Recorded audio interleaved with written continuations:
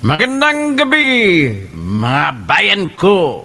Ngayon ay Oktubre 26, bago mag alas 12 ng gabi. Ang ating pag-usapan po sa ngayon ay isang malaking discovery ko na ang lumalabas na marami isa naman tayong ebidensya na magpapatunay na talagang magnanakaw ito si Saldik, hindi lang si Saldico kundi si Martin Romualdez, super billionaire ang tarant ang tarantado super billionaire. Ano ang ebidensya natin? Grabe ha.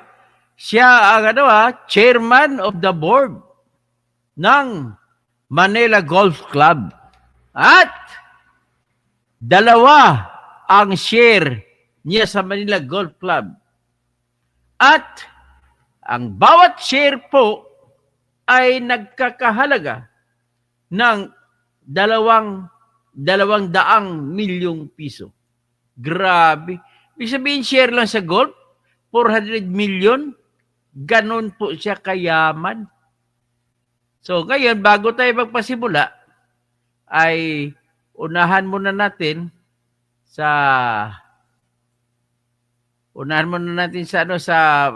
sariwain muna natin yung sinabi ni Francisco Curly Discaya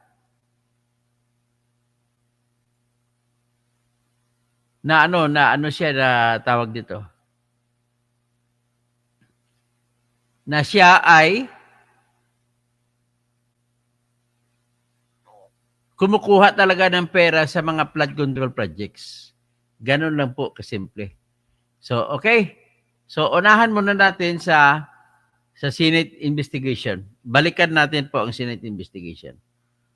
Ito po.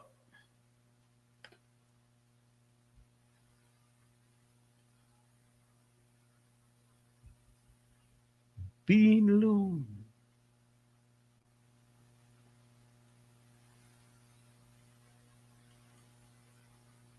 Sa kanila ng cash, ang bawat transaksyon ay may karampatang voucher at ledger na nagsasaad ng mga araw at kung kailan nila ito natanggap. Ilan sa kanila ay sina Terence Calatrava, former Undersecretary of Office of the Presidential Assistant of the Visayas of the Philippines, Kong Roman Romulo of Pasig City, Kong Jojo Ang of Uswag Ilonggo Party List, Congressman Patrick Michael Vargas of Quezon City, Kong Juan Carlos Arjo Aitaide of Quezon City, Nicanor Nicky Briones of AGA Party List, Congressman Marcelino Marcy Teodoro of Marikina, Congressman Florida Robes of San Jose del Monte, Bulacan, Congressman Leandro Jesus Madroño of Romblon, Congressman Benjamin Benji Agarao Jr., Congressman Florencio Gabriel Bem Noel of Anwaray Party List, Kong Leo de Ode Tariela of Occidental Mindoro, Congressman Reynan Arrogancia of Quezon City, Quezon Province, Kong Marvin Rillo of Quezon City, Kong Teodoro Haresco of Aklan, Kong Antonieta Yudela of Sambuanga Sibugay, Kong Dean Asisio of Caloocan, Kong Marivic Pilar of Quezon City. 21. Mayroon ding mga kinatawa ng ilang politiko na nakikipagtagpo sa amin upang manghingi ng porsyento kapalit ng mga porsyento ng mga proyekto. Ang mga porsyentong ito ay 25% ay ipinipilit sa amin bilang karaniwang kalakaran na wala akong kakainang tanggihan. Ilan sa kanila ay sina Regional Director Eduardo Virgilio of DPWS Region 5, Director Ramon Ariola III of Unified Management UPMO, District Engineer Henry Alcantara, DPWS Bulacan First, Undersecretary Robert Bernardo, District Engineer Aristotle Ramos of DPWS Metro First, Pasig City, District Engineer Manny Bulusan of DPWS North, Manila Deo, District Engineer Edgardo C. Pingol of DPWS Bulacan Subdeo, District Engineer Michael Rosaria of DPWH Quezon Second Deo.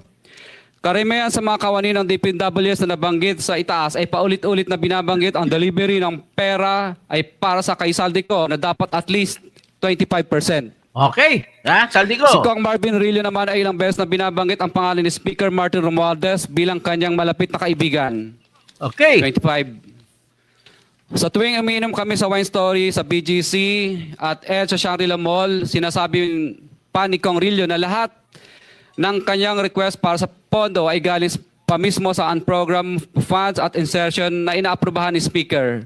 Grabe. Ang tao ni Marvin Rillo na si Bogs Magalong ang pumupunta sa amin para kunin ang pera sa aming opisina o sa Wine Story.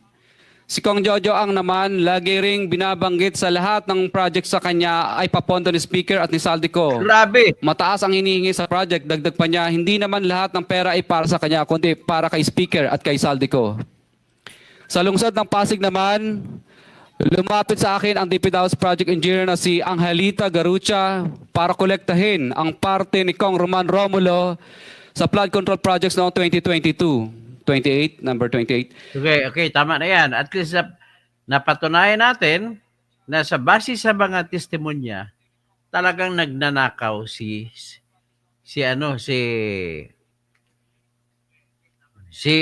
Tambaluslos, Ferdinand Martin Romualdez. Ngayon, may isa din naman akong katutkan, isa pa yung mga katibayan ko na bakit doon, yan nagnakaw talaga siya. Una, 12 po yung kanyang sa report ng isang news outlet, 12 po ang kanyang mansion sa loob ng Forbes Park. Ang isang mansion po dyan ay nagkakahalaga ng 1 billion. Ibig sabihin, 12 billion. Pagkatapos, sa aking na-interview, sa isang laging lumalagi doon sa Manila Golf Club, nalaman, sinabi sa akin na 2 ang shares of stock ni Martin Romualdez doon sa Manila Golf Club. Hindi ko lang alam kung may Manila Golf Club shares ba si Attorney Bumbit Abad. Attorney Bumbit Abad, kung nakinig ka,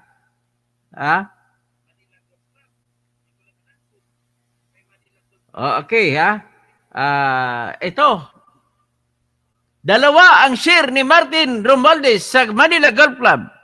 Ang bawat isang share ay 200 million pesos.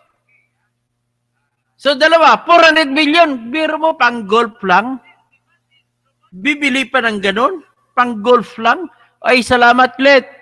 Maraming salamat po sa share po ng mga knowledge and experience niyo po sa amin. Marami kaming natutunan sa inyo. Salamat po po. 2 share. Ang isang share doon sa Manila Golf Club ay 200 million pesos. 2 siya. Ito pa. Ano pa siya? Mamaya ako ipagpatuloy. Iparinig ko muna kaya yung yung reinforcement ko sa mga pagnanakaw nila.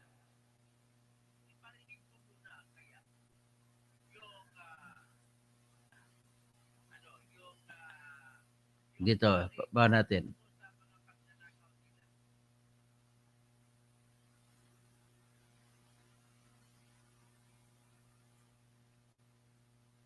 O ito. Ipalapla para mapatunayan lamang natin talaga, mga kawatan talaga ito, numero 1. Grabe ba kayo, sarap nyo suntukin? Sa totoo lang, pag makita ko kayo, pag may baril ako, gusto ko patayin na kita eh. Kahit na mapatayin din ako ng bodyguard mo. Grabe ka.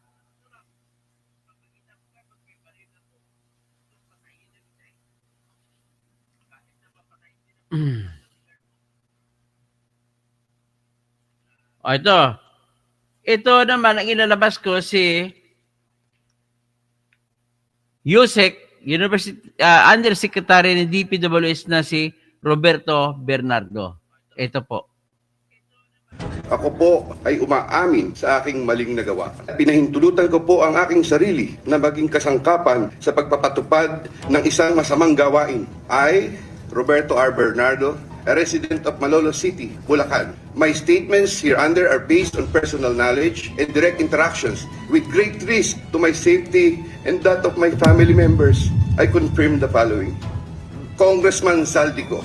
Congressman Saldico one time called me and wanted to confirm, maayos bang kausap si Engineer Alcantara? Engineer Alcantara then told me that Kong Saldico was asking for a 25% commission, 2% was to be shared equally between Engineer Alcantara and myself. He made deliveries of cash to Congressman Saldico in compliance with his commitment, Senator Chis Escudero. Maynard Ngu is a close friend and campaign contributor of Senator Chis Escudero.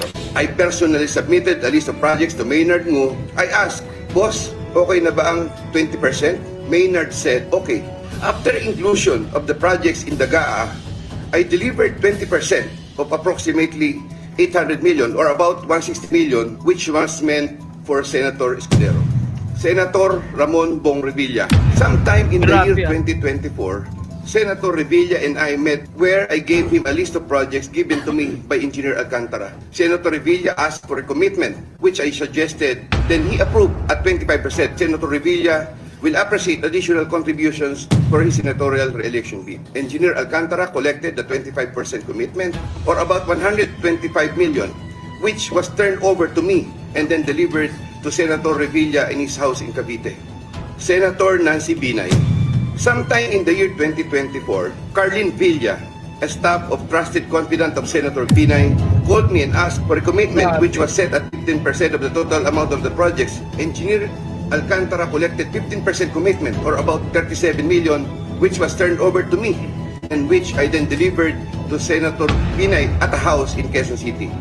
I attest to the truth of the foregoing statements based on my personal knowledge and authentic records. Handa po akong gawin ang lahat ng nararapat upang maiwasto ang aking kamalian at maiwasan na ito'y mangyaring muli. O yan ha. Ako po ay umaamin sa aking maling nagawa. Pinahintulutan ko po ang aking sarili na maging kasangkapan sa pagpapatupad ng isang masamang gawain. I, Roberto R. Bernardo, a resident of Malolos City, Bulacan. My statements hereunder are based on personal knowledge and direct interactions with great risk to my safety and that of my family members. I confirm the following. Congressman Saldico. Congressman Saldico one time called me and wanted to confirm, maayos bang kausap si Engineer Alcantara? Engineer Alcantara then told me that Kong Saldico was asking for a 25% commission, 2% was to be shared equally between Engineer Alcantara and myself. He made deliveries of cash to Congressman Saldico in compliance with his commitment, Senator Chis Escudero. Maynard Ngu is a close friend and campaign contributor of Senator Chis Escudero. I personally submitted a list of projects to Maynard Ngu. I asked, Boss, okay na ba ang 20%? Maynard said, okay. After inclusion of the projects in the GAA, I delivered 20% of approximately 800 million or about 160 million, which was meant for Senator Escudero.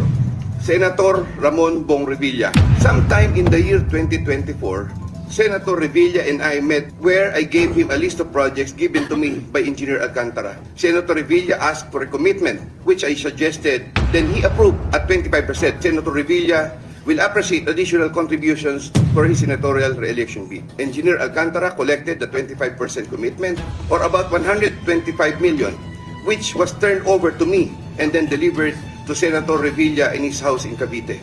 Senator Nancy Binay. Sometime in the year 2024, Carlin Villa, a staff of trusted confidant of Senator Binay, called me and asked for a commitment which was set at 15% of the total amount of the projects. Engineer Alcantara collected 15% commitment, or about 37 million, which was turned over to me and which I then delivered to Senator Binay at a house in Quezon City. I attest to the truth of the foregoing statements based on my personal knowledge and authentic records. Handa po akong gawin ang lahat ng nararapat upang maiwasto ang aking kamalian at maiwasan na ito'y mangyaring muli. Okay, yan ha. ako po ay umaamin sa aking maling Natin, nagawa. i-out na natin Pinahintulutan ko So,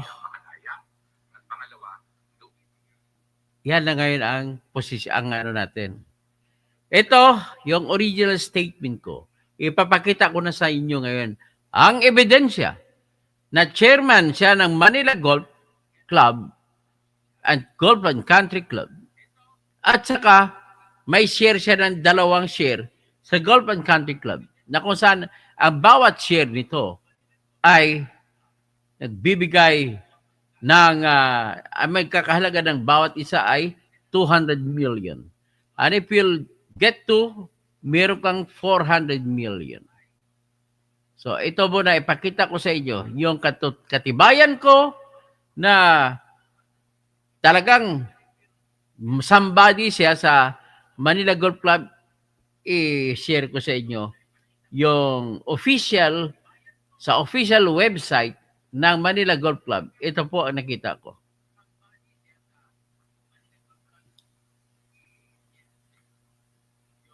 Chairman. Pero kita nyo, Manila Golf, kita nyo. Manila Golf. So makita nyo, dito, Chairman, Speaker, Ferdinand Martin G. Romualdez. Yan. Yung co-chairman niya si Antonio R. Moraza. Kung sino man, hindi ko kilala. Tapos, yung Department of the Tourism na transport, members, mayaman pa itong Jaime Bautista. Augusto Gano, Mr. Luis Carlos R. Laurel, Jaime F. Panganiban, Alexander Raymond S. Ricafort, Mr. Anthony M.T., Mr. Edward Y.Q. Yan sila. So, explore natin itong website nila, Manila Golf Club. Ito po yung golf club nila.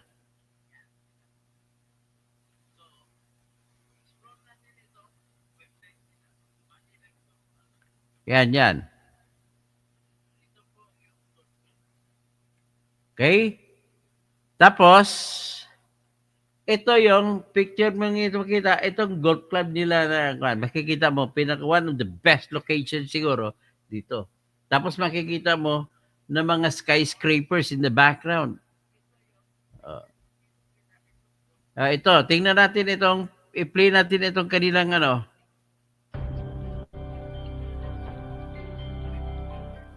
yan yung Manila Golf Club.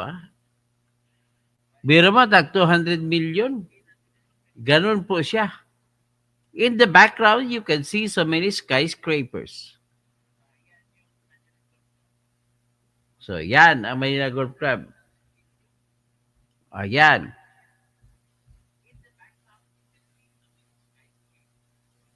Ayan, actual site yan, actual video yan. Documentary nila. Ganun kaganda yung Manila Golf Club.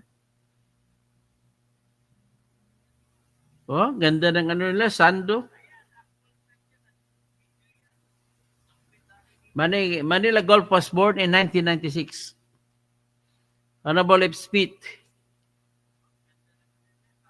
Panahon pa ng Amerikano, may gira, 1948, Manila Golf was transferred to Architect Pablo S. Antonio. Yan palang gumawa, Balikan natin to.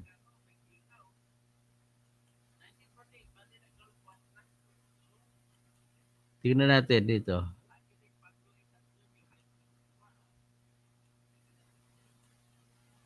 Gira pa pala to, nagsimula,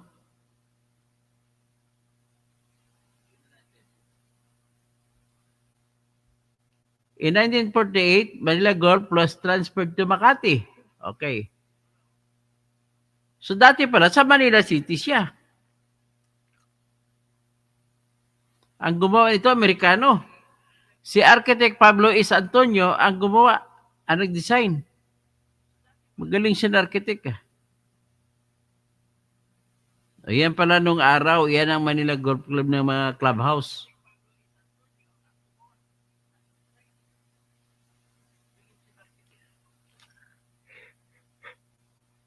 Manila Golf and Country Club Incorporated. Ay mga sasakyang luma pa nung araw, oh. O ito, mga presidente ata yan, eh. O, sino-sino yung mga ano dyan, nakikilala dyan. Oh. So, mga alta sosyedad ng mga tao ito, nung araw. Siguro mga patay na siguro to ngayon.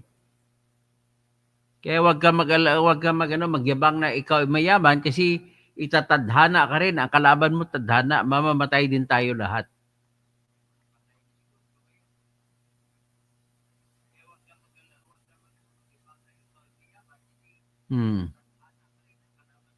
Naging colored na ngayon, bandang huli, ha? Ayan. May mga golf cart pa. Ang ganda pa ng kanilang yung design ng kanilang sand dunes.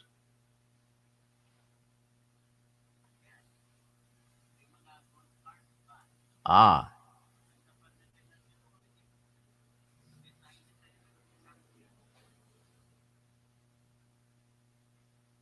Tingnan, kada palo mo dyan, ano ka, oh. Baka pag palo mo, may tama mo doon sa mga building. Pag ako siguro papalo rin, patama ko sa building. Yan ang clubhouse nila. Yan. Naglalaro sila.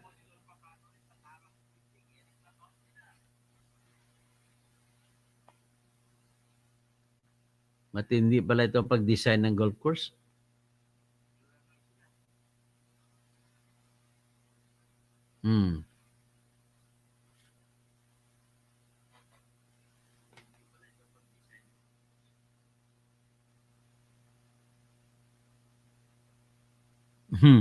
Yan ang pinakabagong building ngayon.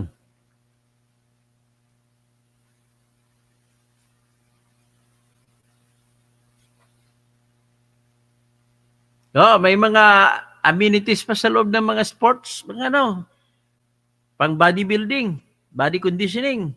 Yan ang kainan nila, restaurant. Aba, may massage pa. Kompleto, pagbayaman na lahat, oh. Mga golf carts na mga, at saka may mga shopping pa sa loob. Oh, yan, dyan lagi naglalagi si Martin Romualdez. Ayan. Sana natimingan ang kuha ng litrato, kumakain si Martin Romualdez.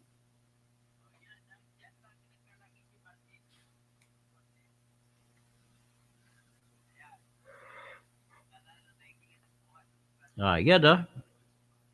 Diba yung kitchen ng may kitchen ng tinatawag, yung buffet. Ganda na mga plantita. Attorney Ferdinand Martin Romualdez, President 2015 to 2016. Ulitin ko lang. Yan, ha. Attorney Ferdinand Martin Romualdez, President 2015 to 2016, Manila Golf and Country Club. See? Ang ninakaw niya dyan ng dinadala. Grabe. Kawatan talaga. Kumpirmadong kawatan. Matindi na kawatan to.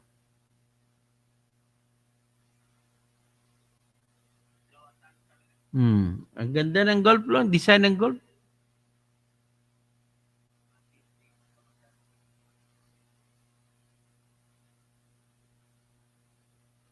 Ano ba ito? Ayan, no?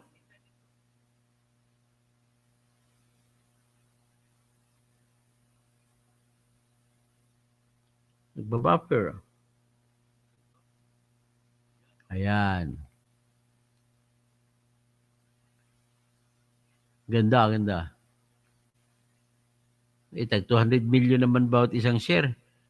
Ano kaya, ini-imagine ko paano kaya ang buhay mo kung ganun, meron ko isang share na ganun. 200 million sa kada share. ang itsura ni Martin Romualdez, taba eh. Butete. Mayroon bang butete nag-golf? Dapat maganda katawan mo kung ikaw nag-golf.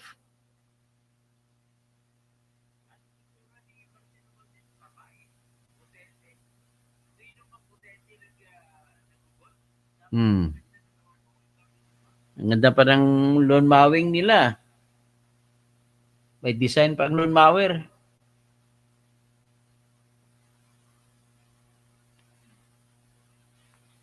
Okay? Ba.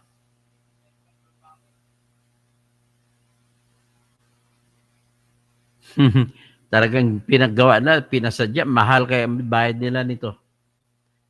So, anyway, that's it, no? Ngayon, dadako tayo sa mga ano nila.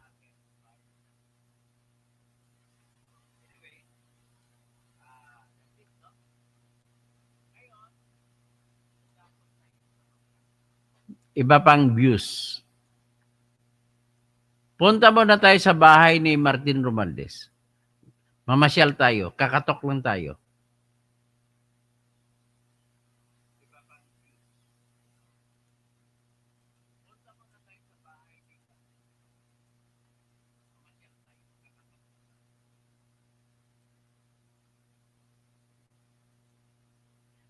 Oh, yan po ang gate ng bahay ni Martin Romualdez. Yan ang 42 McKinley sa Forbes Park. Diyan dinadala ni Orle Guteza diyan na dinala yung 35 na maleta na laman, may laman tag 48 million bawat isang maleta. Dito niya dinala sa gate ng green na yan. Yan. Yan ang bahay ni ano. Yan ang sa loob, oh. May kotse sa loob, nakita mo? Yan. Kapitbahay niya yung isa kanina na puntahan natin. Yan. Yan ang bahay niya. O, yan, McKinley yan, ha?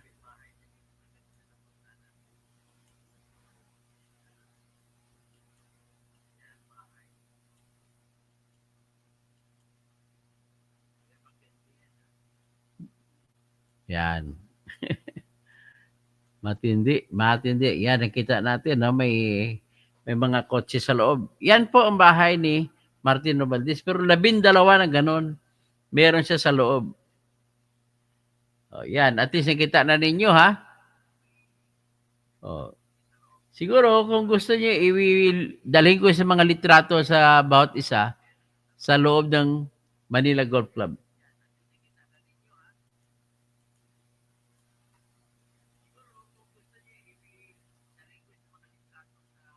Ito. So, nakita ninyo, klase-klase yung mga litrato, no? Isa-isa natin. Yan. Yan ang top view ng Manila Golf Club. Yan, sa looban yan. Na yan mga players. Oh. Yan. May tournament pa yun dito, 2024 to nakuha na litrato.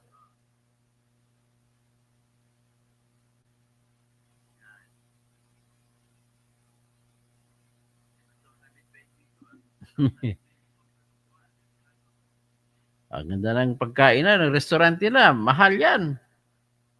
Ganda ng mga bulaklak. Oh, yan, ang fountain.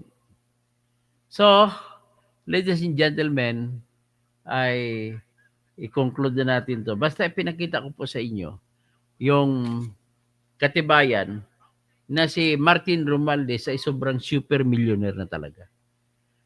Si Yasmin Martin, naimbang Arabi, Yasmin, sa Binana, kupit ni Ombudsman Rimulya, labas daw, salin, wala na si Martin. Tingnan natin kung ilalabas niya sa salin ni Martin Romualdez. So, magre-request tayo na salin ni Martin Romualdez. Okay? So hanggang dyan lang muna tayo at magandang gabi at pakishare-share nyo lang. At sa mga team replay, huwag nyo po i-skip ang ads. Diyan lang tayo na makakabawi ng konti. At syempre pa, nais ko lang ulitin din ang aking adikain na sana ano ng Diyos ay natin, iloobin ng Diyos na mabigyan ako ng 10 million na subscribers at followers at tatakbo na po ako ng presidente. Tulungan niyo ako, mag-convince po kayo. Kasi this will be the first time na kung ako magpresidente sa Pilipinas. Hindi imposible, di ba? It is not impossible that God may intervene at magkaroon ako ng 10 million na subscribers at magangampanya ako, tatakbo akong presidente at tatalunin ko sila ni Sara Duterte, sila ni Rafi Tulfo, si Risa Hontiveros, tsaka si Leni Robredo, kung sino pa man tatakbo, tatalunin natin. Isa lang po ang adikain ko, Yasmin Martin, na pag ako na ang presidente, bawat korte natin sa buong Pilipinas ay kailangan ilagay ko na ang mga tao mismo ang maghusga sa bawat paglilitis. So kung bawat paglilitis ay paano gagawin, kukunin ng judge? Ang mga judges po diyan ay ipalabunutan natin sa listahan ng mga botante, sa voters list. So, bubunot ka ng 50 kada trial at i-interviewin sila lahat at pipiliin ngayon ang 12 o 13 ang 12 magsisilbing judges. Yung isa, reserba. Sakasakali may magkasakit o kung may mamatay man sa may at least may pamalit. So ngayon, sila na nakaupo ay makikinig sa pagpresenta ng ebidensya at hindi sila makakauwi. One day trial lang tayo kung mga simpleng kaso. Pero kung mabibigat, 1 week pinakamahaba ang trial. At kada pagkatapos ng trial, magkaroon na kaagad ng desisyon para hindi na tatagal pa. At hindi ba kakauwi ang mga taong na maninilbihan ng mga hurado kung hindi nila madesisyonan ang hearing. Kung civil case ang hearing, ang gagawin natin, pwedeng by majority, mananalo na ang kumakaso na plaintiff. O depende, gawin ng issue for issue, cause for action for every cause for action. Cause of action pala. Tapos kung criminal case, for every criminal case, may yan. Halimbawa, pwede mangyari na isang tao kinasuhan ng maraming counts. So for every count, ang mga nakikinig, sila magdidetermina kung guilty o hindi. Ang papel na lang ng judge ay magsentensya kung ano ang hatol. Kung ilang bilanggo, kung may bayad ba, o gano'n na ba ang gagawin na? Gano'n ang gusto ko mangyari. Para panahon na magiging patas ang lahat, mayaman man na mahirap, sa larangan ng paligsahan sa batas, sa loob ng korte. Ngayon, para naman mga karamihan na mga mahihirap natin ay hindi sila kakanain ng basta-basta lamang, at para naman yung mga mayayaman na kasuhan na rapist o magnanakaw ay makakasuhan, kailangan ang magdesisyon ang piskalya natin ay dapat tao na rin na nakukuha dyan sa mga kada distrito, kada lungsod at kada probinsya. At ang makukuha 25 na members ay magnanilbihan ng 6 na buwan, papalitan sila ng bago. Yan po ang aking panata. Na kung God willing, hindi naman ako tatakbo pag hindi ako umabot 10 million na subscribers. Tapos, ang gagawin ko, pagdating naman sa ombudsman, dapat tao na rin magdidesisyon kung sino tatanggalin ng mga opisyal ng bayan at kung sino ang hindi. Okay? Hanggang dyan lang po at magandang gabi po sa lahat. Magandang umaga na rin o good evening pa. paki-like po, paki-share, at para naman lalawig po itong ating programa at para sa ating adikain na maging presidente ako at maitayo na natin ang pinaka-ultimate. Yung sinabi pa ni Winston Churchill, jury is the best tool invented by man. Yan. Maraming